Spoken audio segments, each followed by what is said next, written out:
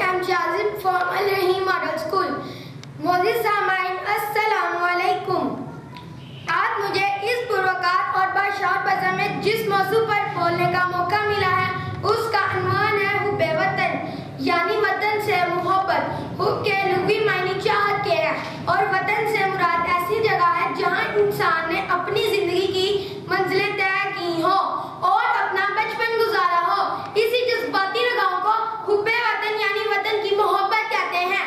ये एक फितरी जज्बा है जो न सिर्फ इंसानों बल्कि जानवरों और परिंदों में भी पाया जाता है। वो भी शाम होते ही अपने घरों और घोंसलों को लौट जाते हैं। खुदा करे कि मेरी अर्ज़े पाक पे उतरे, खुदा करे कि मेरी अर्ज़े पाक पे उतरे, वो फसले गुल जिससे अंदेशा ज़वाल ना हो। यहाँ जो फूल खिले वो खिला रहे सदियों, यहाँ जो फूल खिले वो खिला रहे सदियों, यहाँ खज़ां को गुज़रने की भी मजाल ना हो। अजीज जान वतन, अगर मैं आज से 14 सदियां पीछे झांकूं तो वो मंजर कभी नहीं भूलता जब हुज़ूर पाक सल्लल्लाहु अलैहि वसल्लम को उनके प्यारे शहर मक्का से निकाला जा रहा था। उनकी आंखों में आंसू और